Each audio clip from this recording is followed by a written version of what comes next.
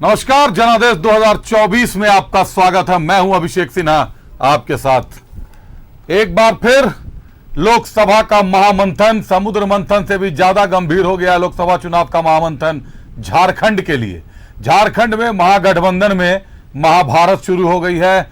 RJD ने आज अलग राह पलागना शुरू कर दिया है। बाकायदा प्रेस कॉन्फ्रेंस कर घोषणा कर दी कि हम लोगों को चतरा और पलामू की सीट चाहिए, और साथ ही साथ यह भी कह दिया कि आपके जरिए, मतलब मीडिया के जरिए, लालू प्रसाद यादव को भी अवगत कराना चाहते हैं और कांग्रेस को भी अवगत कराना चाहते हैं कि 2 सीटों पर चुनाव लड़ेंगे। बाकायदा संजय सिंह यादव ने यह कहा कि लालू जी को भी अवगत कराते हैं और कांग्रेस को भी अवगत कराते हैं कि चतरा से भी चुनाव लड़ेंगे और पलामू से भी चुनाव लड़ेंगे। अभी 2 दिनों पहले सीपीआई ने जारी कर दिया विनोद सिंह का नाम, कि कोडरमा से विनोद सिंह लड़ेंगे। फिर सीपीएम ने 4 जगह से अपना जारी कर दिया। सबके राग अलग अलग जा रहे हैं। गठबंधन की दरार कह लें कि गठबंधन में दरार पड़ रही है, या ये कह लें गुब्बारे से हवा निकल रही है, या ये कह लें कि कहीं ना कहीं शीर्ष नेतृत्व की कमी खल रही है। प्रधानमंत्री का जो चेहरा चाहिए जनता को, जो चेहरा चाहिए विभिन्न घटक दलों को एक सूत्र में पिरोने के लिए, एक सूत्र में बांधने के लिए, कहीं ना कहीं उसकी कमी है। लगातार न्यूज 11 की टीम भी क्षेत्र भ्रमण कर रही है। अलग अलग जिलों में हम लोग जा रहे हैं। लोकसभा का चुनाव प्रधानमंत्री के चुनाव से संबंधित होता है। हर जगह यही पूछा जाता है कि प्रधानमंत्री पद का चेहरा कौन है। जनता को आप क्या जवाब देंगे, आज जानेंगे अपने अतिथियों से। लेकिन उसके पहले आपको दिखाते हैं एक रिपोर्ट। सीट को लेकर महागठबंधन में महाभारत। चतरा और पलामू सीट पर अड़ा आरजेडी। इंडिया गठबंधन से सीपीआई का किनारा। 4 सीटों पर सीपीआई ने उतारे उम्मीदवार। क्या धनबाद में सरयू पर दांव खेलेगी कांग्रेस? महागठबंधन में अब तक सीटों का बंटवारा नहीं हुआ है, लेकिन सीटों को लेकर महाभारत जारी है। पलामू और चतरा सीट पर आरजेडी अड़ गया है। पार्टी ने दोनों सीटों पर चुनाव लड़ने की बात कही है। पलामू और चतरा, ये 2 सीट पर हमारा पूरी की पूरी तैयारी है। हमारे कार्यकर्ता तैयार हैं। हमारे उस क्षेत्र की जनता की जो भावना है, उस भावना को देखते हुए जो एलआई पार्टनर है इंडिया गठबंधन के, वो इसको ध्यान में रखते हुए जल्द से जल्द घोषणा करें। 7 सीटों पर लड़ेगी कांग्रेस। 3 सीट पर उम्मीदवार का ऐलान। लोहरदगा से सुखदेव भगत, खूंटी से कालीचरण मुंडा उम्मीदवार। हजारीबाग से जयप्रकाश भाई पटेल को कांग्रेस ने बनाया प्रत्याशी। गोड्डा, धनबाद, रांची और चतरा सीट पर भी कांग्रेस का दावा। राजमहल, दुमका, गिरिडीह, सिंहभूम और जमशेदपुर में जेएमएम लड़ेगा चुनाव। पलामू के साथ चतरा सीट पर भी आरजेडी का दावा। कोडरमा से माले ने विनोद सिंह को बनाया उम्मीदवार। सीपीआई ने चतरा, दुमका, लोहरदगा और पलामू में उतारे उम्मीदवार। न सिर्फ चतरा और पलामू पर पेच है, बल्कि लोहरदगा सीट पर सुखदेव भगत के खिलाफ चमरा लिंडा भी ताल ठोकने की कोशिश में है। लेकिन आरजेडी की मांग पर कांग्रेस ने 2 टूक कहा है कि चतरा सीट पर कांग्रेस चुनाव लड़ेगी, जबकि जेएमएम फिलहाल वेट एंड वॉच की स्थिति में है। हमें यह लगता है कि चतरा कांग्रेस का है सीट और पलामू आरजेडी का सीट है। ये तमाम चीजें इंडिया घटक के अंदर बातें हो गई है, और स्वाभाविक तौर पे चतरा कांग्रेस लड़ेगी और पलामू आरजेडी लड़ेगी। बिना उनके सलाह का उनका एक प्रतिनिधि को हम लोगों ने मंत्री बना दिया, लेकिन यही प्रदेश अध्यक्ष आज तक जाके पटना में नहीं बोले कि बिहार में झारखंड मुक्ति मोर्चा का संगठन है, उनको विधानसभा में, विधान परिषद में या लोकसभा में कोई जगह दे दो। जिस दिन ये भैया बोलना शुरू करेंगे तो उसका ये भाई ये भी बोलना शुरू करेगा। धनबाद सीट के उम्मीदवार पर भी कांग्रेस में सस्पेंस बरकरार है। सवाल ये है कि धनबाद में कांग्रेस सरयू राय पर दांव खेलेगी। हालांकि कांग्रेस के प्रदेश कार्यकारी अध्यक्ष बंधु तिर्की खुलकर सरयू राय के समर्थन के विरोध में उतर गए हैं, जबकि जेएमएम ने कहा है कि अगर कांग्रेस सरयू राय को समर्थन करेगी तो जेएमएम भी कांग्रेस के साथ है। तुम उसको लाने चाह रहे हो, यहाँ का कोई मूलवासी लड़े वहाँ पर, मूलवासी लड़े, कहाँ सरयू राय वहाँ लड़ेगा? सरयू राय अपना हुआ तो फिर हम हमेशा आदिवासी मूलवासी की बात करेंगे, मैं कैसे कहूँगा? ये बिल्कुल होना भी नहीं चाहिए, बिल्कुल नहीं होना चाहिए। सरयू राय जी को अपना प्रतिनिधि बनाएंगी। मुक्ति मोर्चा का पहला और महत्वपूर्ण काम होगा कि सरयू राय जी को वहां पर अपना समर्थन दे। ये कांग्रेस को तय करना। धनबाद के दंगल में उतरने को बेताब सरयू राय ने बीजेपी प्रत्याशी पर कई गंभीर आरोप लगाए हैं, जिस पर बीजेपी ने पलटवार किया है। बाबूलाल मरांडी ने तो यह तक कह दिया कि सरयू राय कोई जज नहीं है। लेकिन उसका मामला कोर्ट देख रही है, उसके राय जी तो कोई जज नहीं है ना। अरे सजा दिया है, किसी में भी अगर 2 साल से अधिक सजा होती तो फिर चुनाव लड़ने के काबिल ही नहीं होते, फिर प्रश्न कहाँ उठता। तो वे राय जी अच्छी तरह से जानते हैं इस बात को। इंडी गठबंधन में अब तक सीट बंटवारे का औपचारिक ऐलान नहीं हुआ है, लेकिन सीट बंटवारे की घोषणा से पहले ही महागठबंधन में महाभारत चल रहा है। ऐसे में सवाल यह है कि अपनों से लड़ रही पार्टियां क्या लोकसभा चुनाव में बीजेपी से लड़ पाएंगी। न्यूज़ 11 भारत के लिए रांची से चंदन, राकेश, विपिन, अजय लाल और राजेश कुमार के साथ ब्यूरो रिपोर्ट। पूरी रिपोर्ट आपने देखी। एक रिपोर्ट से हमने आपको दिखा दिया कि झारखंड में गठबंधन के फिलहाल कैसे हालात हैं। अब रुक करते अपने अतिथियों का, चर्चा की शुरुआत करते हैं। हमारे साथ कांग्रेस से ऋषिकेश सिंह जी हैं। ऋषिकेश जी, स्वागत है आपका। झामुमो से हमारे साथ अरविंदर सिंह देवल और बटर सिंह है। बटर जी, स्वागत है आपका। और भाजपा से हमारे साथ रमाकांत महतो जी हैं। रमाकांत जी, स्वागत है आपका। शुरुआत कांग्रेस से। ऋषिकेश जी, सीपीआई गई, सीपीएम गई, आरजेडी ताल ठोक रही है, जीएमएम के निकलने का इंतजार कर रहे हैं। अकेले रहिएगा क्या गठबंधन में, या घोषणा कीजिएगा आप लोग? अभिषेक जी, आपने रिपोर्ट दिखाई, सारी रिपोर्ट को मैंने भी देखा। देश में जिस तरह के हालात हैं, महंगाई को लेकर, बेरोजगारी को लेकर, लोकतंत्र बचाने को लेकर, संविधान को बचाने को लेकर, ये लड़ाई बहुत बड़ी है और इस लड़ाई को हम लोग एकजुट होकर के लड़ेंगे। और इस बड़ी लड़ाई में हर दल को कुछ न कुछ समझौता करना पड़ता है। आरजेडी के प्रदेश अध्यक्ष और आरजेडी से जो मंत्री हैं, उन्होंने आज प्रेस कॉन्फ्रेंस करके मंशा जाहिर की कि वो 2 सीटों पर लड़ना चाहते हैं। लेकिन आपको बताते हैं कि इंडिया अलायंस की एक कमेटी बनी है हर दल की, और कांग्रेस पार्टी ने भी एक कमेटी बनाया है जो अलायंस पार्टनर से बात करके टिकट का घोषणा करती है। तो आरजेडी की तरफ से तेजस्वी यादव जी, मनोज झा जी हैं, वो अगर ये बात कहते तो ये न्यूज बनती। लेकिन पार्टी के अध्यक्ष मंशा जाहिर कर रहे हैं, लोकतंत्र है, उनका अधिकार है, करना चाहिए। लेकिन मैं बताता हूं कि चतरा सीट पिछली बार फ्रेंडली हो गई थी, जिसके कारण से हम लोग को हारना पड़ा था। इस बार वो नौबत नहीं आएगी। और चतरा सीट पर पिछली बार भी हम लोग 2nd पोजीशन पर थे, और इस सीट पर इस बार गठबंधन की तरफ से एक प्रत्याशी होंगे, और संभवतः केंद्रीय नेतृत्व जो फैसला लेगी वो तो मानेंगे ही, लेकिन उस पर कांग्रेस पार्टी का दावा सबसे पहला बनता है। ऋषिकेश जी, कांग्रेस आज से 3 महीने पहले से ऑल इज वेल बोल रही है, लेकिन एक एक करके आपके घटक दल बाहर होते जा रहे हैं। आखिर झारखंड को लेकर इतना विलंब हो क्यों रहा है? आपने इसी स्टूडियो में मेरे सामने आपसे 3 दिन पहले बैठकर कहा था कि कल रात तक, 29 तारीख की रात तक संभवतः घोषणा हो जाएगी। आज भी स्क्रीनिंग कमेटी की बैठक थी, बिहार और उड़ीसा की बैठक हुई, लेकिन झारखंड को लेकर कोई चर्चा नहीं हुई। आखिर इतने लापरवाह झारखंड के प्रति कहीं ना कहीं आप लोग ये देख रहे हैं कि झारखंड में केंद्र का नेतृत्व करने वाली और दूसरी कोई पार्टी नहीं है, दूसरा और कोई दल नहीं है, चाहे वो झामुमो हो, चाहे वो आरजेडी हो, चाहे वो सीपीआईएम हो। इसका नाजायज फायदा उठा रहे हैं आप लोग। अभिषेक जी, झारखंड में 4th फेज से इलेक्शन चालू होगा। 4th फेज में लोहरदगा और खूंटी, जो कांग्रेस के खाते में सीट है, टिकट अनाउंस हो गया। अभी भी नॉमिनेशन में सिंहभूम और पलामू, वो भी तो कांग्रेस के खाते में है। सिंहभूम से जेएमएम को लड़ना है। पलामू आपकी पेच पे फंसी हुई है। पलामू सीट संभवतः आरजेडी लड़ेगी, लेकिन इसका मतलब फैसला केंद्रीय नेतृत्व करेगा। जहां तक एक प्रोसेस है कांग्रेस का, 29 तारीख को स्क्रीनिंग की मीटिंग होनी थी दिल्ली में, सीईसी की मीटिंग होनी थी, किसी कारणवश नहीं हो पाया। और पहले, दूसरे और तीसरे फेज में जो भी सीटें हैं अन्य राज्यों में, उनका आज सीईसी हुआ, और संभवतः 1-2 दिनों में झारखंड को लेकर भी सीईसी की बैठक होगी। और जो बचे हुए नाम है अभिषेक जी, वो जल्द से जल्द झारखंड के जनता के सामने रख दी जाएगी। और जहां तक इलेक्शन लड़ने की बात है, तो इलेक्शन संगठन लड़ती है। कांग्रेस का जिला committee, block committee, panchayat committee, BLA, booth level agent जो होते हैं, सारे जमीन पर काम कर रहे हैं। और किसके लिए?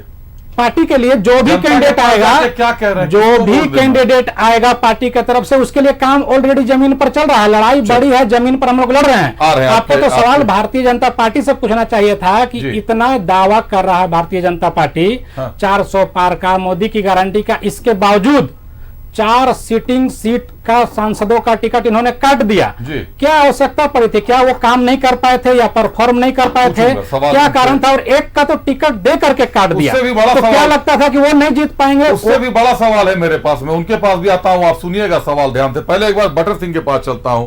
बटर जी, राज्य में आपकी सत्ता है, झामुमो राज्य में नेतृत्व कर रही है, इतने लाचार क्यों हैं आप लोग कि आप लोग इंतजार कर रहे हैं कब कांग्रेस घोषणा करेगी, उसके बाद हम घोषणा करेंगे? आपके प्रत्याशियों का अपना अस्तित्व तो नहीं है, आपका अपना जनाधार जो इंतजार कर रहा है आपकी घोषणा का?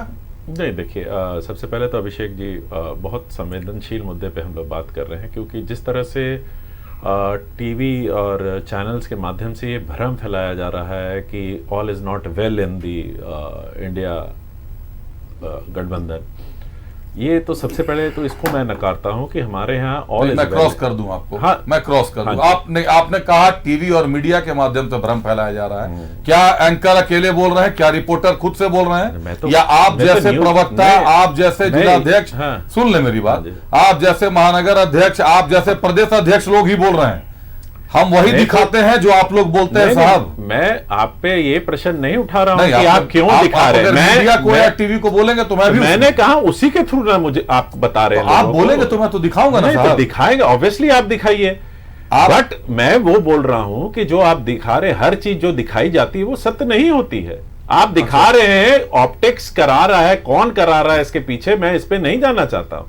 देखिए, एक बहुत इतना इजी कोई ये बच्चे का खेल नहीं है। देश चलाने के लिए इलेक्शंस हो रहे हैं और इसमें कैंडिडेट डिक्लेयर करना कोई ऐसी बात नहीं। आप देख ही रहे हैं, आपके सामने लाइव एग्जांपल है बीजेपी का कैंडिडेट्स का डिक्लेयर करने का। मैं नहीं बोलूंगा, आप जानते हैं, खुद जानते हैं, आंकड़े देख लीजिए, किसको खड़ा किया, कैसे सोशल मीडिया, आप ही के चैनल के माध्यम से। आप मेरी बात पूरी होने दीजिए। देखिए, हमारी जो हम बातें कर रहे हैं, जिस तरह से हम लोग को डिक्लेयर करना है समय पर, मैं हर बार आपको कहता हूं कि अंग्रेजी में भी कहावत है, हिंदी में भी कहावत है, वो शुभ मुहूर्त। नहीं, मुहूर्त नहीं, मुहूर्त नहीं, अंग्रेजी में 2 कहावतें हैं, वेल बिगन हाफ डन। मतलब जरूरी नहीं है कि शुरुआत अच्छी हुई तो मतलब आधे तक भी रह सकते हैं। And all is well that ends well, है ना?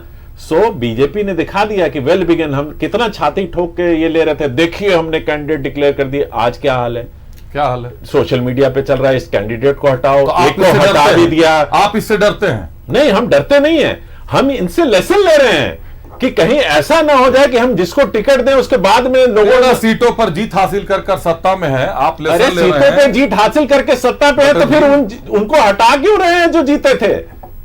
इसका जवाब तो वो देंगे। हाँ, तो वो देंगे। तो मैं अपना पक्ष रख रहा हूं, मैं तो ये नहीं बोल रहा हूं, मेरा पक्ष भी सुन लीजिए ना। एक सीट तो जो हारे थे वो बदला है। नहीं, तो देखिए, हमारे कैंडिडेट सिलेक्शन में ड्यू प्रोसेस है, कॉमन है, कॉमन एक समन्वय समिति है। और जैसे आपने कहा, प्रदेश अध्यक्ष ने कहा, तो हर कार्यकर्ता को कम से कम इतना तो हमने छूट दे रखा है कि वो अपनी महत्वाकांक्षा अपनी बताएं कि वो क्या चाहते हैं। ऐसा थोड़ी है कि दिल्ली से एक गंदे की गारंटी है, कोई बोला अगले दिन पार्टी से बाहर या ईडी या सीबीआई का छापा, ऐसा नहीं है।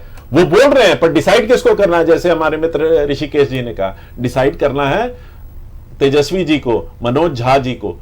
तो उनके अध्यक्ष ने अगर अपनी बात रखी है, उनको बात, आपने मीडिया के थ्रू अपनी बात प्रदेश अध्यक्ष जी की बात उन तक पहुंचा दी है, अब फैसला आने दीजिए ना। पर इसी पे हम क्यास लगाने जाके कि all is not well, democracy का तो एसेंस है। मैं अपने पीसीआर टीम को कह रहा हूं, सुप्रियो भट्टाचार्य की बाइट देखिए, अगर कहीं मिलती है तो इनको सुनाइए सीटों के आंकड़े में सुप्रियो भट्टाचार्य ने क्या कहा है। साफ कहा है उन्होंने कि सीटों के आंकड़े को लेकर कोई बात नहीं हुई है। कांग्रेस बार बार दावा करती है कि बात हो चुकी है। बात वही है। मैं सुनाता हूं आपको। अब आप ये मत कहिएगा कि सुप्रियो जी भी अनाप शनाप बोलते रहते हैं। नहीं, अपना शनाप नहीं बोलते। तो फिर तो मैं तो वही बोल रहा हूं कि उनको भी अधिकार है, जैसे झारखंड आरजेडी को प्रदेश, बट वो समन्वय समिति में जो डिसाइड होगा बोलेगा। चलिए, अब आप समन्वय समिति को इतना इज्जत तो देना चाहिए। आप लोगों के सवाल आता हूं रमाकांत जी के पास लेकर। रमाकांत जी, प्रत्याशियों के चयन में आखिर कितनी बार भूल करेंगे आप लोग? पहले सुनील सोरेन का नाम आप लोगों ने डाला, नाम काट दिया। ढुल्लू महतो का नाम डाला, आपराधिक छवि में नाम आ गया है, बवाल हो रहा है, हर दिन विवाद थमने का नाम नहीं ले रहा। पहले आप लोगों ने 4 सिटिंग सांसद के 2 सिटिंग सांसद के काटे हैं आप लोगों ने। राजमहल तो आपके हाथ में ही नहीं था और सिभू में गीता कोड़ा थी। तो कहीं ना कहीं तो आप में प्रत्याशियों के चयन को लेकर आप लोगों में भी असमंजस की स्थिति है। ऋषिकेश कुछ करेक्ट करना चाह रहे हैं क्या? लोहरदगा भी सिटिंग सांसद का टिकट काटा था भाजपा। लोहरदगा तो काटा ही है इन लोगों ने, लोहरदगा ही काटा है, धनबाद, चतरा और धनबाद के जो इनके कैंडिडेट है उनपे इनका क्या चतरा भी विचार है? 39 केसेस पे होना चाहिए कि नहीं होना चाहिए, ये मैं पूछना चाहता हूं बीजेपी के अभिषेक जी। Official statement. धनबाद, चतरा, जी, लोहरदगा, दुमका 4 सिटिंग सांसदों का टिकट इन्होंने काटा जी। रमाकांत जी, पहले तो ये बता दीजिए कि जैसे सुनील सोरेन का टिकट कटा है, क्या ढुल्लू में तो भी उसी राह पर है? उसके बाद सिटिंग सांसदों के टिकट कटने का कारण बता दीजिएगा। अच्छा ये बताइए अभिषेक जी, जी जरूर। चुनाव भारतीय जनता पार्टी लड़ेगी या मैंने एनडीए लड़ेगी प्लस भारतीय जनता पार्टी लड़ेगी कि कांग्रेस पार्टी या आरजेडी या जेएमएम लड़ेगी? हमारे दल को कैसे चलाना है ये हम समझेंगे। ये तो बात है, ठीक है। दूसरी बात क्या है, देखिए दूसरी बात क्या है कि भारतीय जनता पार्टी लोकतांत्रिक तरीके से फैसला लेती है जी। आपके इस 15 मिनट के बहस में केवल व्यक्तियों की चर्चा हुई जी। प्रदेश के आरजेडी के नेताओं की, प्रदेश अध्यक्ष की चर्चा की जेएमएम के प्रवक्ता ने, जेएमएम के एक प्रवक्ता यहां बैठे हैं बटर जी, उन्हें चर्चा की मनोज झा की जी। कांग्रेस पार्टी के प्रवक्ता ने भी मनोज झा की, तेजस्वी यादव की चर्चा की।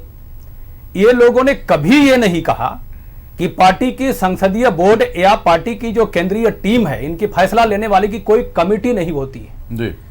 और जो आप मुझ पे सवाल खड़ा कर रहे हैं, आ रहा हूं, सवाल जो खड़ा कर रहे हैं आप, खड़ा नहीं कर रहा हूं, आपसे पूछ नहीं पूछ रहे हैं कि भारतीय जनता पार्टी क्यों ऐसा कहती है कि भारतीय जनता पार्टी ही नहीं प्रत्येक राष्ट्रीय दल या कोई भी राजनीतिक पार्टी होती है जी कि उनको कहां संगठन में कब किस तरीके से लगाना है ये तय करती है पार्टी।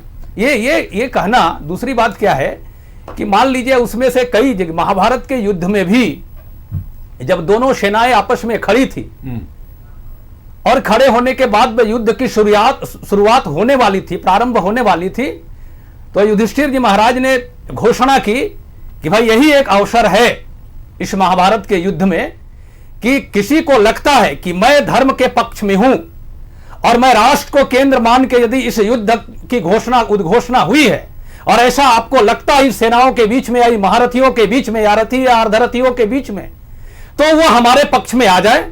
और आप लोग को किसी को लगता है कि दुर्योधन के पक्ष में धर्म है या सत्य है और वो सही राह पे हैं, राष्ट्र को केंद्र मान कर रहे हैं, समाज को केंद्र मान कर रहे हैं, विकास को केंद्र मान कर रहे हैं और वो केंद्र बना करके वो आगे बढ़ना चाहते हैं, किसी को लगता है तो उनके पक्ष में चले जा सकते हैं। अब ये उद्घोषणा है महाभारत की, इंद्रप्रस्थ पे राजगद्दी पे कौन बैठेगा और कौन भारत की 140 करोड़ जनता की सेवा करने के लायक होगा, तो ये बातें जब सामने आती है तो कई महारथी या रथी या अर्धरथी जब हमारे पक्ष में आते हैं तो हमारी संसदीय बोर्ड कुछ फैसला लेती है। किसे कहा सेनापति के रूप में लगाया जाना चाहिए, किसे कहा लगाना चाहिए, ये मीडिया को भी ये अधिकार मैं नहीं देता, भारतीय जनता पार्टी अधिकार नहीं देती ये नुक्ताचीनी करने का। हम जीतेंगे चुनाव, जीतते आए हैं और हमने यदि कोई गलत किया है, सुन लीजिए, आप अभी से ये बताइए कि भारतीय जनता पार्टी ने किसी को यदि विरोध किया है तो इसमें गलत क्या है, ये रमाकांत जी मेरी बात सुनिए जी। आपने 5-7 मिनट बोले, महाभारत पूरी सुनाई आपने। हम सब ने बचपन से महाभारत पढ़ी है, हम सब ने देखी है, टीवी पर भी आती थी। नहीं महाभारत को आत्मसात करने के लिए देखने और सुनने की बात नहीं है, करने की आपको आवश्यकता है साहब। आप जिसको अर्जुन बोलकर उतारते हैं, कभी उसको अभिमन्यु बना देते हैं, कभी उसको रावण की तरफ भेज देते हैं। सुनील सोरेन आपके सिटिंग सांसद थे, आपने घोषणा किया सुनील सोरेन के नाम का, आपने अचानक पैराशूट लैंडिंग दे दी सीता सोरेन को। अब आज आप कहते हैं कि जो योद्धा उधर से इधर आ गए उसको हमने सेनापति बना दिया और मीडिया उस पर नुक्ताचीनी ना करे। मतलब आप स्वतंत्र हैं कुछ भी करने के लिए। आप लड़ेंगे कि हम लड़ेंगे? नहीं आप लड़िए, मीडिया लड़ेगी वहां जाकर के, media vote दिलाएगी Bharatiya Janata party. Media vote नहीं दिलाएगी, भाई आप देखिए, मीडिया सवाल पूछेगी आपसे, आप दर्शक हैं, मीडिया आपसे सवाल पूछेगी। हम दर्शक नहीं है, हम आपकी बात दर्शकों तक पहुंचाते हैं तो और दर्शकों की बात आप तक लाते हैं। तो उसका आलोचना करने के बगैर समालोचना करिए। आलोचना नहीं कर रहा, मैं आपसे सवाल पूछ रहा हूं। सवाल ये है समझ जाइए, कि हमने इस सवाल का जवाब दीजिए कि क्या सुनील सोरेन के काम से आप संतुष्ट नहीं थे? मैं रिकॉर्ड निकाल कर दिखाऊं, सुनील सोरेन ने संसद में कितनी बार सवाल उठाए, सुनील सोरेन ने डिबेट में कितनी बार भाग लिया।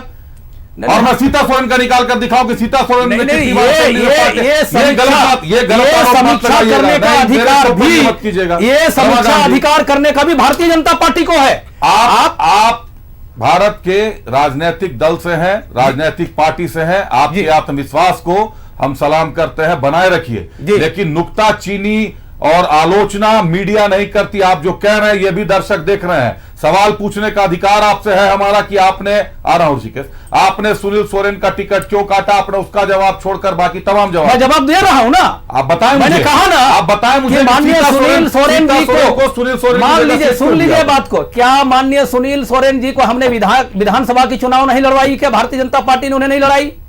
विधानसभा भी गए, वो जी गए ना, फिर उन्हें लोकसभा की भी टिकट दी गई जी। तो जब आवश्यकता, जिसे आवश्यकता पड़ेगी पार्टी वो निर्णय करती है। चलिए ठीक है, आवश्यकता पर आपने काटा है, नहीं कहा नहीं, मैंने उदाहरण में भी दिया। आपके बात एक लाइन में कहे कि आप एक लाइन में ये कहे कि आज दुमका जीतने के लिए आपको सीता सोरेन की आवश्यकता है। ऐसी बात नहीं है, सीता सोरेन की आवश्यकता है, नहीं है, इसीलिए आपने सुनील सोरेन का टिकट काटा। बात यही है। रुक जाइए, अब ऋषिकेश जी आप कुछ बोलना चाह रहे हैं, बताइए ऋषिकेश जी। भारतीय जनता पार्टी के प्रवक्ता ने महाभारत का जिक्र किया और राजगद्दी का जिक्र किया। चुनाव लोकतंत्र में जनता जन कल्याणकारी सरकार चुनती है, जनता का हित में काम करने वाला प्रधानमंत्री चुनती है, ना कि राजगद्दी पर बैठने वाला कोई व्यक्ति को चुनती है।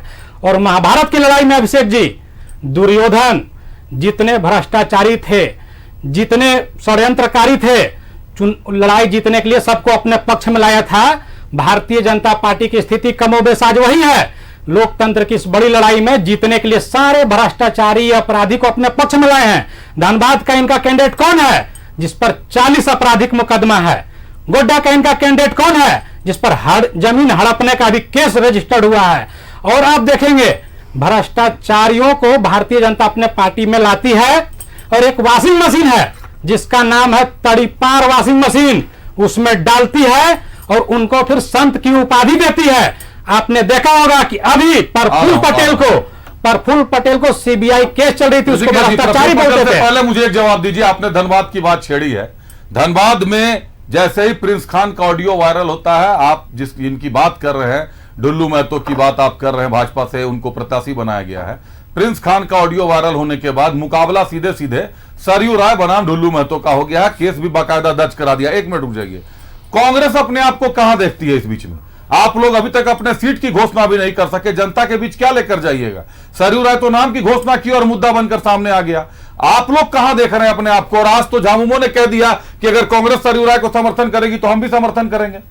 तो आप लोग सरयू राय की पीठ के पीछे बैठकर चुनाव लड़ेंगे? नहीं, सरयू राय जी भारतीय जनता पार्टी के बी टीम है। मैं क्यों ऐसा बता रहा हूं, जब ढुल्लू महतो का कैंडिडेटशिप वहां पर अनाउंस करती है भारतीय जनता पार्टी, आपराधिक छवि का, भ्रष्ट छवि का उनका चेहरा आता है, तो वहां देखा गया कि इनके खिलाफ माहौल बन गया। तो भारतीय जनता पार्टी ने अपने बी टीम को उतार करके वहां पर जो गठबंधन के पक्ष में वोट जाना था, उस वोट को तितर बितर करने के लिए सरयू राय जी को भेजी है। ये भारतीय जनता पार्टी के रूप, मैं नहीं समझ पाया। भारतीय जनता पार्टी सरयू राय को वहां वोट काटने के लिए भेजी है कि गठबंधन का जब प्रत्याशी आएगा तो वोट जाता वो आप लोगों को, मतलब हम लोग को जो वोट जाता है तो सरयू राय को खड़ा करो और कुछ वोट का नुकसान पहुंचाओ। अच्छा। सरयू राय जी भारतीय जनता पार्टी के द्वारा ही भेजे गए हैं। सरयू राय जी का इतिहास आप उठाएंगे तो संघ और भाजपा का है।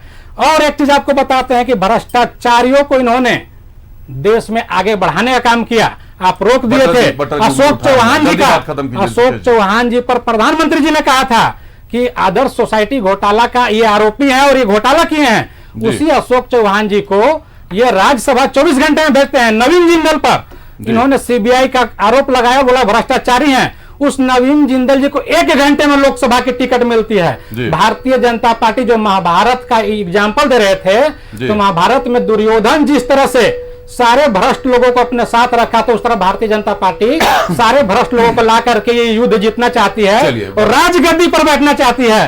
राजगद्दी नहीं तो युद्ध के लिए तो आप भी तैयारी कर रहे हैं। जनता युद्ध के लिए तो आप भी तैयारी कर रहे हैं, केवल राजगद्दी के लिए नहीं, जनता के काम करने के लिए हम लोग चुनने जा रहे हैं प्रधानमंत्री और महागठबंधन को। ये राजगद्दी चुन रहे हैं। हम लोग राजगद्दी नहीं, जनता का काम करने वाला सेवक को चुनने का काम करें। किसको चुन रहे हैं? जनता की सेवा आपको कौन चुनाव हो जाने दीजिए, चेहरा आपको हम बताएंगे। आप एक मिनट और ऐसा चेहरा बताइए कि जुमलेबाज नहीं होगा, बहुत लोगों को साथ नहीं रखेगा, वो देश का कल्याण करने वाला होगा। हम लोग 2004 में चुनाव के बाद मेरी बात सुने, देश ऋषिकेश जी मेरी बात सुने। जब भी आ रहा हूं भट्टर जी आपके पास, एक सवाल ऋषिकेश जी से पूछ लेता हूं। जब भी लोकसभा और विधानसभा चुनाव की बात होती है, आप ही लोगों का कहना है कि लोकसभा चुनाव का मुद्दा अलग होता है, राष्ट्रीय मुद्दा होता है। क्या आपको प्रधानमंत्री का चेहरा राष्ट्रीय मुद्दा नहीं लगता? क्या आपको नहीं लगता कि नरेंद्र मोदी के चेहरे पर जो पूरी भाजपा चुनाव लड़ रही है, पूरा एनडीए चुनाव लड़ता है, आपको भी एक एक चेहरा ऐसा निकाल कर रखना चाहिए जनता के सामने? जनता हमसे पूछती है साहब कि प्रधानमंत्री किसको बनाइएगा? क्या जवाब दिया जाए कि आप लोग जीतेंगे उसके बाद बताएंगे कि कौन बनेगा? प्रधानमंत्री का चुनाव हो रहा है कि सांसद का चुनाव हो रहा है? सांसद चुनते हैं प्रधानमंत्री को। और मुद्दा हमारा क्या है? बेरोजगारी। अभिषेक, एक आंकड़ा सुन लीजिए, इंटरनेशनल लेबर ऑर्गेनाइजेशन और इंस्टीट्यूट फॉर ह्यूमन डेवलपमेंट 3 दिन पहले का आंकड़ा जारी करती है कि देश में 83% युवा बेरोजगार हैं। क्यों बेरोजगार हैं? क्योंकि एक निकम्मी सरकार के हाथ में देश का कमान है। हम लोग आप देखेंगे कि 2004 से 2014 तक देश का अर्थशास्त्री दिया प्रधानमंत्री को। आपने किस एजेंसी का नाम बताया? International Labour Organization, International Labour Organization और इंस्टीट्यूट फॉर ह्यूमन डेवलपमेंट। और उसका आंकड़ा कौन जारी करता है? केंद्र की सरकार जारी करती है। एक आंकड़ा और सुन लीजिए तब। केंद्र सरकार का एक पोर्टल है, श्रम पोर्टल, उसमें 28 करोड़ रजिस्टर्ड हैं अभिषेक लोग देश के। वो 28 करोड़ में 96% लोग, तकरीबन 25 से 26 करोड़ लोग 5,000 से नीचे का जीवन जी रहे महीने पर।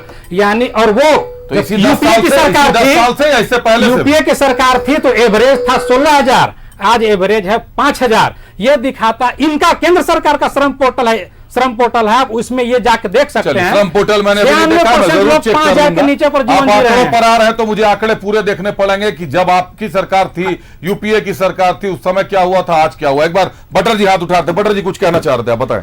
देखिए, बीजेपी के हमारे जो साथी आए हैं उन्होंने महाभारत का, क्योंकि शुरू में जो आपका इंट्रोडक्शन क्लिप चला था उसमें कि महाभारत हो रही है। हाँ, महागठबंधन में महाभारत लिखा हुआ है वहां। हाँ भाई, लिखा है, मैं सही बोल आपने लिखा है वहां स्क्रीन पे।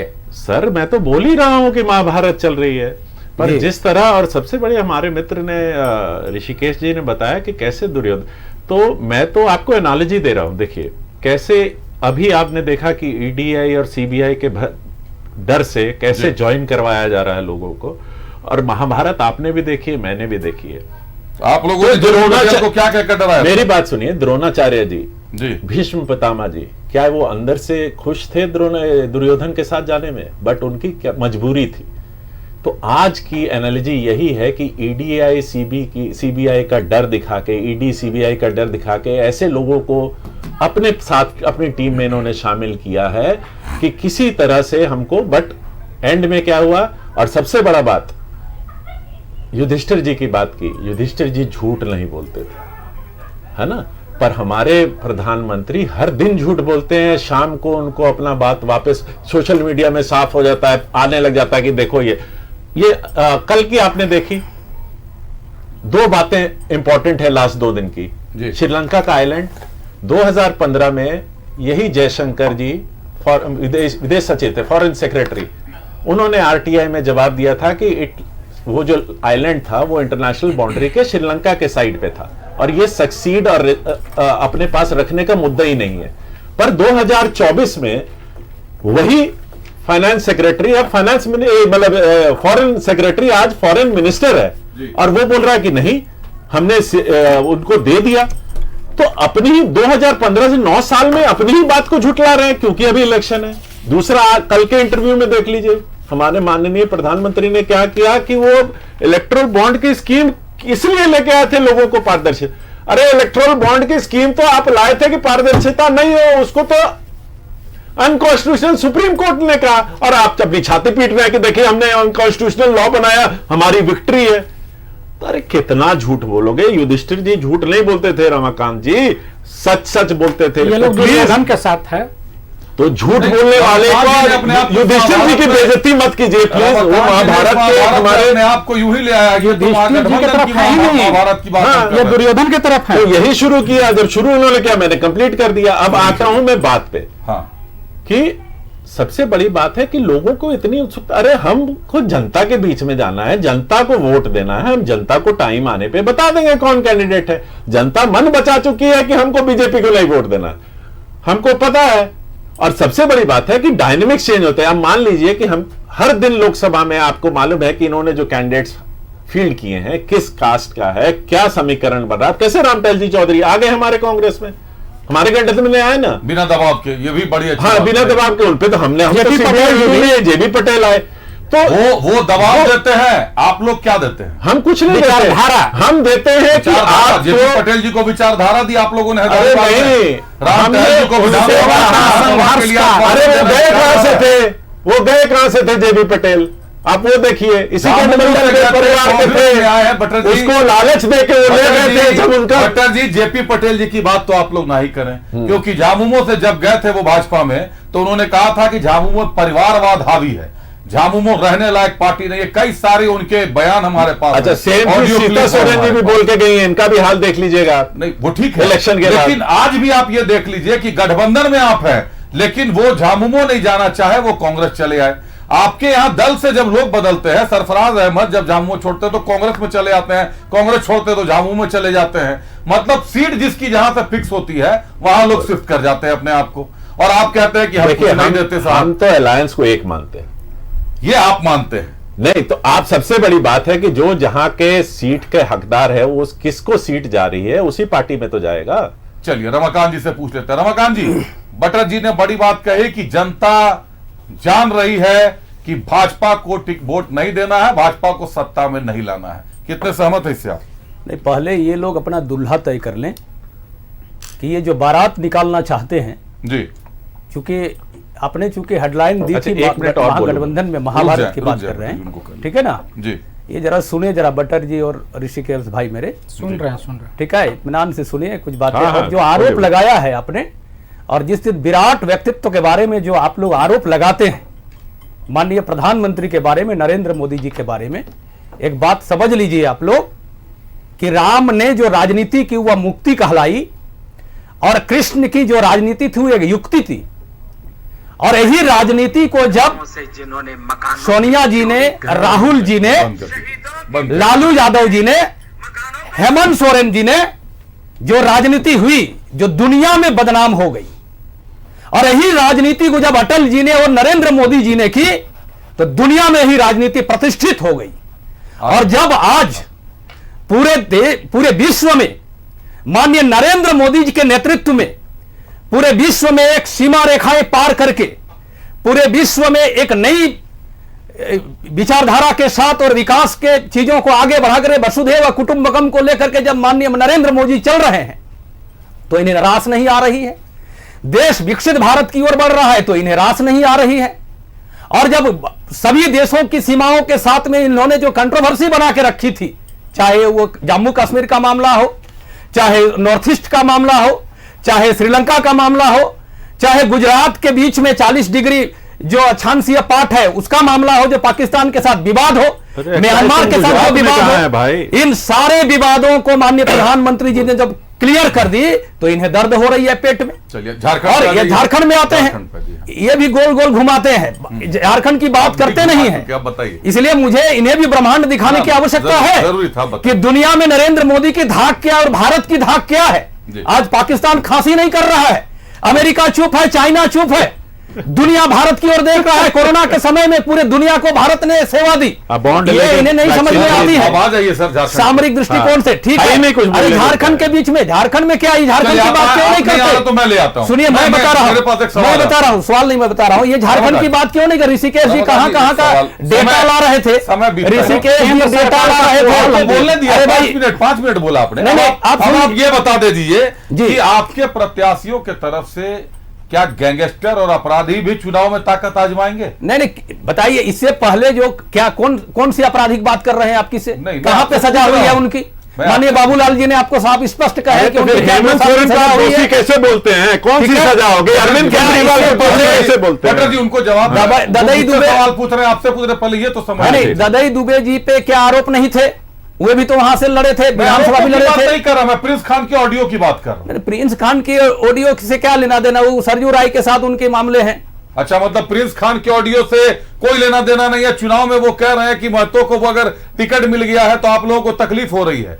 नहीं, अब प्रिंस खान जी कौन है? ये मुझे नहीं पता है। चोर चोर मौसेरे भाई हैं। ये कौन सा व्यक्ति है? राज्य की प्रवक्ता है भाजपा के, आप प्रिंस खान को नहीं, जो बातें कह रहे हैं सरकार, केंद्र सरकार, वो व्यक्ति क्या राजनीतिक क्षेत्र से जुड़ा हुआ व्यक्ति है क्या? अब ये तो आप लोग बता सकते हैं। इसीलिए तो मैं कह रहा हूं कि वो कौन है। ये बातें आपको समझनी चाहिए। का कौन है मैं कुछ नहीं है। भारतीय जनता पार्टी के उनके बयान से कोई लेना देना नहीं है। यही बात तो मैं कह रहा हूं आपको। तो आपके विधायक को भी ये बात कह देनी चाहिए थी, जो अभी फिलहाल विधायक और सांसद के प्रत्याशी। क्या भारत के लोकतंत्र में स्वतंत्रता की अभिव्यक्ति को क्या माननीय विधायक जी रोक सकते हैं? क्या रोक सकते हैं? आप कुछ बयान दे रहे हैं, मुद्दा की बात ये मुद्दा इन पर नहीं है। बंधु तिर्की जी बयान दे रहे हैं, एक जेएमएम के प्रवक्ता दूसरा बयान दे रहे हैं, आरजेडी के नेता दूसरा बयान दे रहे हैं, सीपीआई के नेता दूसरा बयान दे रहे हैं। ये कंट्रोवर्सी मुद्दा का बात करें, ये समझने की बात क्यों नहीं करते? और आप प्रिंस खान के बारे में कुछ नहीं जानते? नहीं जानते। हम उसे क्या लेना देना उसे? ऋषिकेश जी, आप कुछ कहना चाह रहे थे, आप हाथ उठा रहे थे। इन्होंने कहा कि बारात किसका निकलेगा। मैं बताता हूं कि 2024 के चुनाव में अभिषेक जी, बारात इस बार जनता भारतीय जनता पार्टी का निकाल देगी। पाकिस्तान का जिक्र किया, ये नहीं बताया कि पाकिस्तान में बिना बुलाए बिरयानी खाने क्यों चले गए थे प्रधानमंत्री। अरे उसे चेतावनी देने गए थे, उसका हवा का नाप लेने गए थे माननीय मोदी जी। फिर रमाकांत जी हम दिखाई भारत ने आपको आ जाएगा। अरे बादल से छुप जाता है प्लेन, वही बताने गए थे कि हमारे पास टेक्नोलॉजी है, रडार नहीं पकड़ता है बादल करने गए थे। रमाकांत जी बीच में मैं बोलूंगा तो बोल नहीं पाइएगा। बोलिए आप। और कार्डियक इतना बताते हैं, आपकी पोटली खोलिए। चीन का जमीन, चीन हमारा जमीन ले गया, चीन का गुणगान कर रहे थे, उसको बोलिए। बोलने ही नहीं देगा ये आदमी। अब चाह रहा है कि अब तो मुद्दा खत्म हो गया इनके पास। एक अपराधी को टिकट दिए, आप निश्चिंत रहें। एक अपराधी को टिकट दिए, अब ये अपराधी का उसका संरक्षण दे रहे हैं। दूसरा अपराधी इनका फिर से रजिस्टर्ड हो गया केस गोड्डा में, उस पर कोई जवाब नहीं दे रहे हैं। और हार से इतनी बौखलाई हुई है भारतीय जनता पार्टी अभिषेक जी, कि मैं बताता हूं कि देश की वित्त मंत्री निर्मला सीतारमण जी को टिकट दिया गया और वो टिकट वापस कर दी। क्या कह के वापस की पता है? कि मेरे पास चुनाव लड़ने का पैसा नहीं। अरे इलेक्ट्रल बॉन्ड से 8,000 करोड़ भारतीय जनता पार्टी के अकाउंट में गया। क्या कैंडिडेट अपना पैसा से लड़ता? 95 लाख में इलेक्शन लड़ना होता है अभिषेक जी। और देश की वित्त मंत्री कह रहे हैं कि मेरे पास पैसा नहीं है। देश का वित्त मंत्री फिर क्या कही कि भारतीय जनता पार्टी में जो भी आएगा उसका स्वागत है। कौन आएगा? एक पत्रकार पूछते हैं कि भ्रष्टाचारी भी आएंगे तो स्वागत है, तो हाँ स्वागत है। 9 बार का सीबीआई जिस पर के समन की है, अरेस्ट की है, वो भी आएगा तो स्वागत है। तो हाँ, सभी के लिए भारतीय जनता पार्टी का दरवाजा खुला। यानी कि जितने भ्रष्टाचारी हैं ये लोग बहुत जल्द अबू सलेम और दाऊद इब्राहिम को भी भारतीय जनता पार्टी में लाएंगे। निर्मला सीतारमण जी के हस्बैंड ने क्या कहा? देश के अर्थशास्त्री हैं कि देश का नहीं दुनिया का सबसे बड़ा घोटाला है इलेक्ट्रल बॉन्ड। और इलेक्ट्रल बॉन्ड से ये क्या कर रहे थे? चंदा दो धंधा लो। जिस कंपनी का औकात 4 करोड़ का भी नहीं था, वो 400 करोड़ रुपया देती है। फ्यूचर में कैसे देगी वो? अभी इस पे जांच चल रही है ऋषिकेश जी। जांच के लिए तो साफ है ना। मेगा इंटरप्राइजेज ट्विन टनल का काम दिया, वो चंदा देती है, भाजपा को देती है। और एक आंकड़ा और सुन लीजिए, तब ब्रेक लीजिएगा कि एक कंपनी मेरे ब्रेक का समय फिक्स है ऋषिकेश जी। एक ब्रेक ले लेता हूं, फिर आपकी बात सुनता हूं। उसका नाम ही है ब्रेक का, लेकिन लौटेंगे तो ये समझेंगे, इस समीकरण को समझेंगे। जुड़े हैं ऋषिकेश, पहला सवाल आपसे, पलामू चतरा आपसे सॉल्व हो नहीं रहा है, कब तक सॉल्व कर पाएंगे ये बता दीजिए। चतरा लड़ना चाहते हैं, पलामू लड़ना चाहते हैं, 7 सीट पे लड़ेंगे, 6 सीट पे लड़ेंगे? कम से कम सीटें तो क्लियर कर दीजिए। अभिषेक जी, कांग्रेस 7 सीटों पर लड़ेगी, ठीक, और संभवतः जी हम लोग चतरा लड़ेंगे, आरजेडी को पलामू का सीट दिया जाएगा। लेकिन इसका अधिकृत रूप से घोषणा केंद्रीय नेतृत्व करेगा।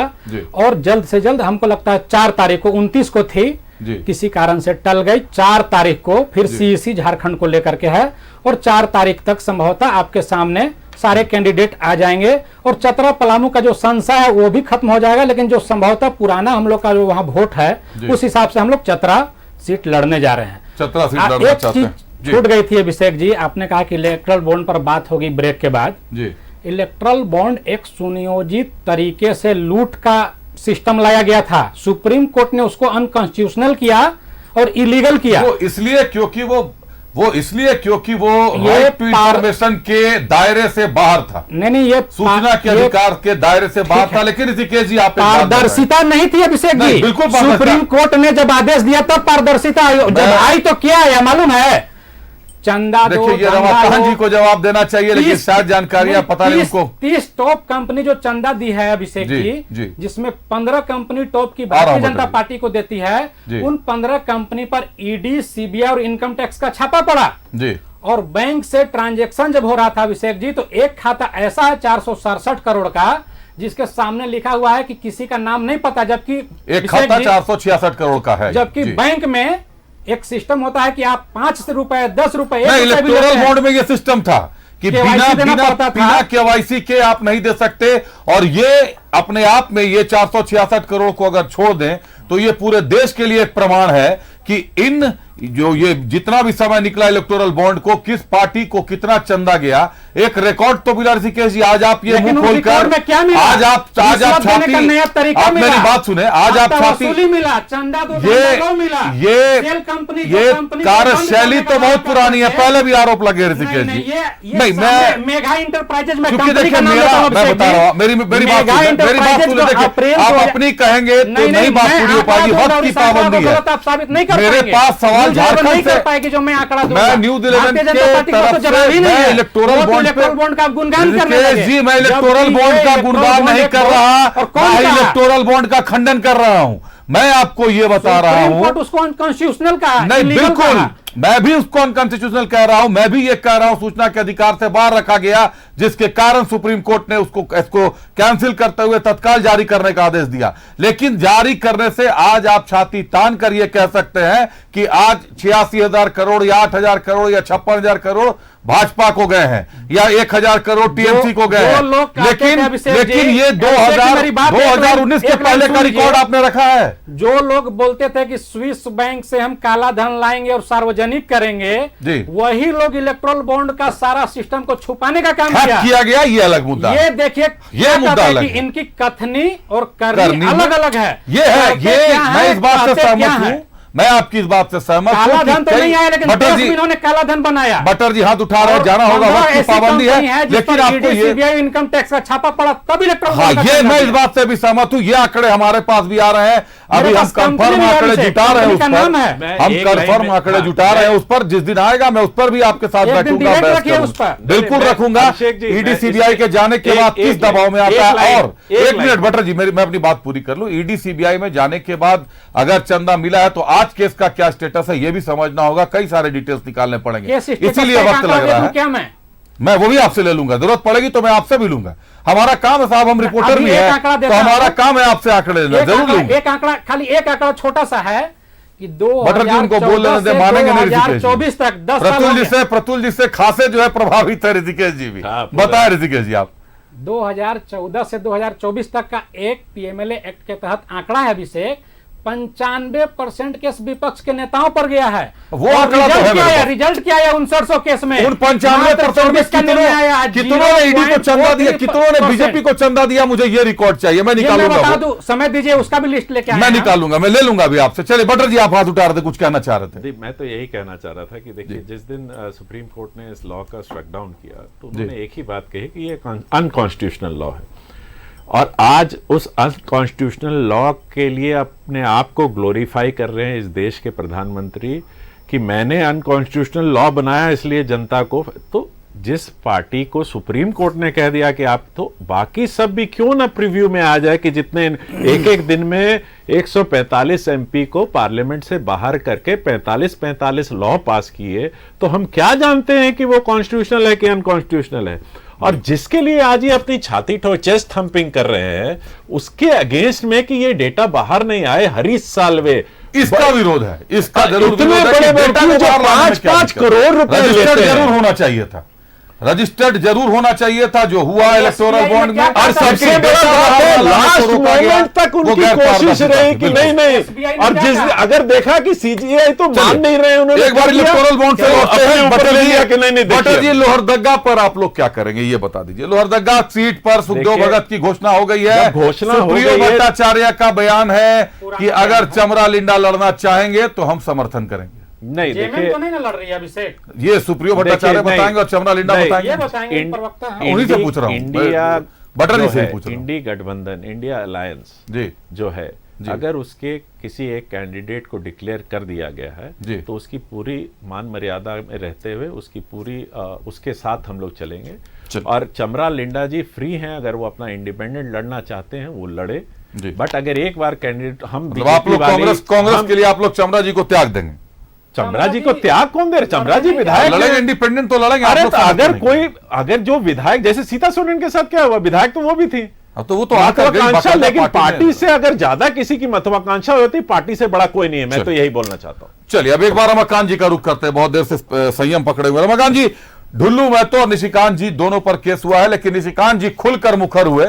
उन्होंने बाकायदा ट्वीट किया कि ईडी और सीबीआई से जांच करानी चाहिए। उनको क्या राज्य की एजेंसियों से बिल्कुल विश्वास उठ गया है? राज्य सरकार की अभी तो आचार संहिता लगी हुई है। देखिए, पहले तो मैं आपके प्रश्नों का ही जवाब दे दूं। जी ठीक है, और आप एक बहुत मुखर और जुझारू एंकर हैं। मैं धन्यवाद, आभार। ठीक है ना जी, मैं देखता हूं, युवा हैं आप, लेकिन आप भी मुझे लगता है झारखंड में ही आपने पढ़ाई की है। जी बिल्कुल, अब मैं भी यहीं से पढ़ा हूं। जी, तो पढ़ाई जब होती है, कोई हेडलाइन दी जाती है, जी, तो मुझे लगता है शीर्षक से बाहर जाना ये ठीक बात नहीं होती। जी, और अभी 15 मिनट जो ये दोनों मित्र हमारे बहस कर रहे थे आपके साथ में, जी। न्यूज 11 को भी चुनौती दी जा रही थी। जी, स्वीकार है। आंकड़ा बता देंगे जो आंकड़ा सच है। वो क्या आज का विषय है, इलेक्ट्रॉन बॉन्ड का विषय है। जी, ये बेबुनियाद आरोप लगा करके ये कांग्रेस पार्टी के लोग, विशेष करके देखिए, एक लाइन में बात समाप्त करता हूं। जी। ये आदत रही है इनकी राजशाही और तानाशाही की, इनकी संवैधानिक संस्थाओं को अपने गिरवी में रख करके तानाशाही चलाना। और जब जब आप माननीय मोदी जी के नेतृत्व में जो सरकार चल रही है, जब गलत काम हो नहीं रहे हैं, ये भ्रष्टाचार कर नहीं पा रहे हैं, परिवारवाद को हावी नहीं कर पा रहे हैं, अपनों की स्वार्थ पूर्ति नहीं कर पा रहे हैं, तो ये संवैधानिक संस्थाओं पे खड़ा कर रहे हैं। अरे जब मामला सुप्रीम कोर्ट फैसला दे रहा है, हाई कोर्ट फैसला दे रहा है, तो फिर उस पर भी इन्हें विश्वास नहीं है, क्योंकि इंदिरा जी ने वो दिखाई है। राजीव जी के जमाने में भी ये घटना घटी है कि वही हाल घूमेंगे, करनी चाहिए। इलेक्ट्रोल बॉन्ड से भागेंगे, दुनिया में हर जगह चल जाएंगे। झारखंड पे हम चर्चा करने बैठे हैं, और ये यहाँ के महागठबंधन और राजनीति पे, झारखंड की राजनीति पे चर्चा कर रहे हैं। ये गोल गोल घुमा करके ले जाते हैं उधर। मोदी जी ट्वीट दूसरी, कर रहे हैं। देखिए बीच में बोलना, मैं बोले थे अगर अपना सुधारिए तो सब। उन्होंने बड़ा संयम रखा था, बाद में पहले बोला था उन्होंने। ये मिथ्याचारी यदि ये चीज में बाज आ जाए, मैं अब बात कर रहा हूं समय की, आप जो कह रहे हैं ये आप विवादित बयान देते हैं, इन सब शब्दों का इस्तेमाल।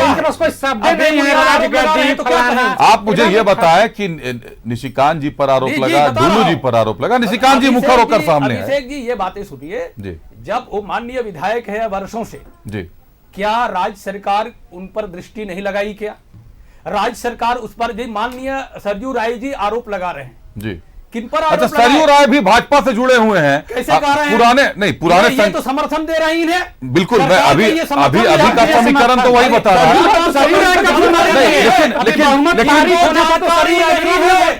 इन्हें जानकारी नहीं है कि हेमंत सोरेन विश्वास मत में सरयू राय ने किसको बिल्कुल नहीं, सरयू राय ने वोट नहीं दिया था। सरयू राय ने कैसे कह रहे हैं कि हमारे सरयू राय ने चंपाई सोरेन सरकार में नहीं पैदा हुए हैं। मैं ये रमाकांत जी आ रहा हूं। सवाल ये है, सरयू राय जी ने ये कहा है कि भाजपा ने प्रत्याशी के चुनाव में जो भूल की है, मैं उसको सुधारने के लिए चुनाव में उतरूंगा। मतलब भाजपा की भूल को सरयू राय जी सुधारेंगे, भाजपा को गलती करते हुए नहीं देख सकते हैं सरयू राय जी। मान लीजिए कांग्रेस पार्टी, जैसे अब झारखंड मुक्ति मोर्चा के प्रवक्ता ने कहा ही जी कि मान लीजिए इन लोग को लगा है कि बंदूक माननीय सरयू राय जी के कंधे में मारना है, लगाना है, जी, और कांग्रेस पार्टी को ट्रिगर दबाना है, जी, तो दबाए ना, हम कहां रोकते हैं? और सरजू राय जी तो आरोप तो इनके बन्ना गुप्ता जी जो माननीय मंत्री हैं, स्वास्थ्य मंत्री, कई सारे आरोप लगाए। सरकार हम आरोप लगा रहे हैं, कहा जा रहे हैं, हम तो खुद आरोप लगा रहे हैं। जांच अभी तक क्यों नहीं करा, उसकी क्या हुई उनकी? और मैं ये कह रहा हूं कि माननीय ढुलू महतो जी के मुद्दा के बात होने, माननीय ढुलू महतो जी पर यदि कोई आपराधिक मामले हैं 41 हैं। अरे भाई है तो 41 क्या 401 है, कहिए ना, उसे क्या लेना देना? आपके विधायक आपके और जेएमएम के भी हैं जिस पर भी आपराधिक आप जांच कराइए ना उन्हें, अब क्यों डर रहे हैं? सरकार में आप हैं, सरकार में नहीं कराएंगे। चलिए रुक जाइए, इस सरकार में दम है तो जांच कराई नहीं। एक सवाल बटर जी से है। बटर जी सवाल का जवाब आ रहा हूं, ऋषिकेश आपके पास, समय की बड़ी पाबंदी है, आपके पास भी आ रहा हूं। बटर जी एक सवाल का जवाब है, जमशेदपुर से पिछली बार राज्य के मुख्यमंत्री जो वर्तमान मुख्यमंत्री हैं चंपई सोरेन ने सामना किया था विद्युत वर्मतों का, 3 लाख से ज्यादा वोट से हार गए थे। हालांकि इसे खुशकिस्मती ही कहिएगा कि 3 लाख से ज्यादा वोट से पराजित हुए, तभी विधायक का चुनाव जीते और आज हमारे राज्य के मुख्यमंत्री हैं। कुणाल सारंगी के आने की बार बार चर्चा होती है, पेच फंसा हुआ है। जमशेदपुर में क्या करेंगे आप लोग इस बार? देखिए, सीट तो आप लोगों ने ले ली है, उम्मीदवार का पता नहीं है। उम्मीदवार मैं फिर बोल रहा हूं अभिषेक जी, उम्मीदवार आपको मिल जाएगा। मतलब आपके पास भी जवाब नहीं है? नहीं, जवाब है तो अब मैं कैसे बोल दूं कि कौन आएगा कौन नहीं आएगा? ये मैं फिर से बोल रहा हूं कि ये प्रवक्ता के इसमें नहीं आता। ये जैसे अब हमारे जब बीजेपी के मित्र ने कहा पार्लियामेंट्री कमेटी है जो डिसाइड करती है, तो क्या हमारे में नहीं है समन्वय समिति? मैं बार बार बोल रहा हूं समन्वय समिति को डिसाइड करना है जी। जो कैंडिडेट है, मेरी बात सुनिए, जो कैंडिडेट है आप तो अच्छी तरह जानते हैं। अगर कहीं देखिए, ये 542 पोस्ट निकले हैं इंडिया को गवर्न करने के लिए जी। आप इस बात से तो मानेंगे जी बिल्कुल कि ये पोस्ट वैकेंट हुए हैं। इन वैकेंसी के लिए कितने आवेदन आ रहे हैं? तो हमारे पार्टी में भी, हमारे अलायंस में भी एक सीट के लिए कितने आवेदन आ रहे हैं, और हम लास्ट मोमेंट तक वेट कर रहे हैं जब उनका प्रॉपर टेस्ट और इंटरव्यू हो। देखिए तब आपको निकलेगी। आपको नहीं पता हो तो पता कर ले, कहीं रांची से कोई बड़ा नाम तो नहीं गया जमशेदपुर सीट से चुनाव लड़ने के लिए झामुमो से, जो हम लोगों को सूचना है। उसी आवेदन के चलते कुणाल सारंगी की एंट्री को रोका गया है। सबसे बड़ी बात है कि अभिषेक जी आपके सूत्र चारों तरफ फैले हुए नहीं। अरे ये तो आप लोगों का प्यार है। एक बात पे और मैं अपनी मैं भूल गया, जब इन्होंने आप लगाया कि मीडिया कौन होती है बीजेपी से पूछने वाली, तो मीडिया को मीडिया स्वतंत्र है, वो हमें बोलते रहे, कोसते रहे, हम अपना काम करते रहे। इंडिया के कॉन्स्टिट्यूशन ने 4th पिलर कहा है, तो बीजेपी कोई बात नहीं है। पार्टी अगर कॉन्स्टिट्यूशन को ये तो करती आई है, जवाब दे रहे हैं, ये तो कॉन्स्टिट्यूशन को ही क्वेश्चन करती आई है। मैं बिल्कुल जवाब दूंगा, मैं बिल्कुल जवाब दूंगा। मेरा एक लाइन है, सवाल पूछना मेरा अधिकार है, मैं सवाल पूछूंगा। रमाकांत जी भाई मेरे, ऋषिकेश जी को बात पूरी कर रहे, 1 मिनट बचा है बस। ऋषिकेश जी समन्वय समिति है, ऋषिकेश जी जल्दी बात पूरी करें, समय कम है। अभिषेक जी, भारतीय जनता पार्टी के प्रवक्ता ने कहा परिवारवाद स्वराज के लिए, मुझे ये बता दीजिए कैसे के लिए है कि नहीं? ऋषिकेश जी आप कैसे संभालेंगे आरजेडी, देवी के लिए है आप कि नहीं? कैसे संभालेंगे आरजेडी, मुझे ये बताइए कैसे संभालेंगे सीपीएम जिसने 4 सीट पर घोषणा कर दी है? जेएमएम की भी स्थिति कम हो गई, उसी तरह बढ़ रही है। का जवाब दे रहे थे तो आप काट दिए। नहीं, आप पहले स्वराज परिवारवाद में है कि नहीं? आप महाभारत पर जवाब दे दीजिए। क्या टिकट क्यों दिए ये? और जहां तक लेफ्ट का बात करें तो लेफ्ट को हमने कोडरमा सीट दे दी, उसके बाद आपने दी, आप लोगों ने, आप लोग गठबंधन का तो कोडरमा सीट उनको मिला और नॉमिनेशन करेंगे वो जी। चलिए लेफ्ट पे आप संतुष्ट हैं। और आरजेडी पर बता दें, परिवारवाद का इन्होंने आखिरी बयान आरजेडी पर दे दे। आरजेडी कहां से चुनाव लड़ेगी? आरजेडी संभवतः पलामू से लड़ेगी। चलिए चतरा आप लोग नहीं देंगे आरजेडी को, लेकिन परिवारवाद वाला इनसे पूछ लीजिए कि सीता सोरेन। अब अगली बार पूछूंगा, समय की पाबंदी है, समय समाप्त हो गया। चतरा आप नहीं देंगे, और लोहरदगा से आज भट्टर जी ने भी दावा कर दिया है कि चमरा लिंडा को लड़ना होगा, आप लड़ लेंगे जी। कैंडिडेट अनाउंस हो गया लोहरदगा, आप कहां वहां इफ बट कुछ नहीं है। अच्छा है, कैंडिडेट अनाउंस हो गया। अब अपने कैंडिडेट को कहिए कि उनको समर्थन दे, अपने कैंडिडेट को कहिए उनको समर्थन दे, ताकि लोकतंत्र मजबूत रहे। लोकतंत्र खतरे में आ जाता है जब आपसी मतभेद के कारण, मनमुटाव के कारण चुनाव कमजोर पड़ जाते हैं। टिकट नहीं दिया, हम लोग लोहरदगा जीतने भी जा रहे हैं।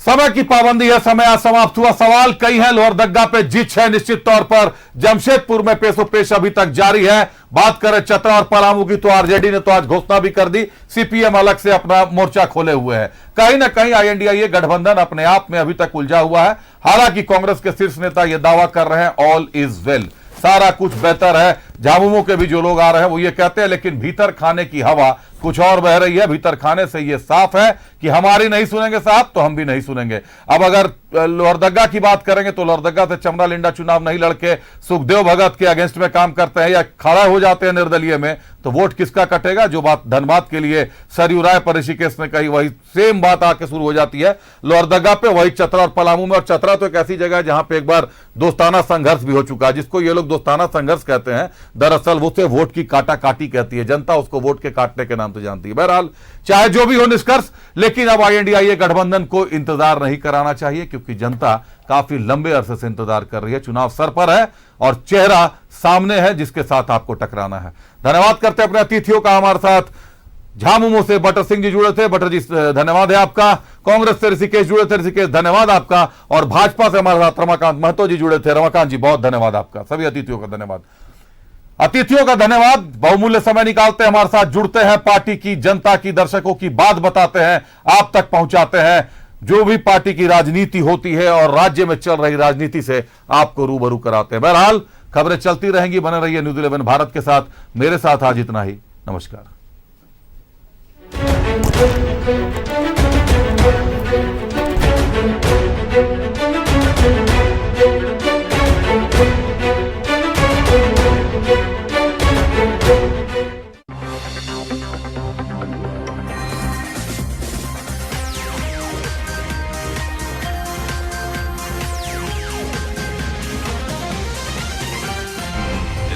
सच है तो दिखेगा।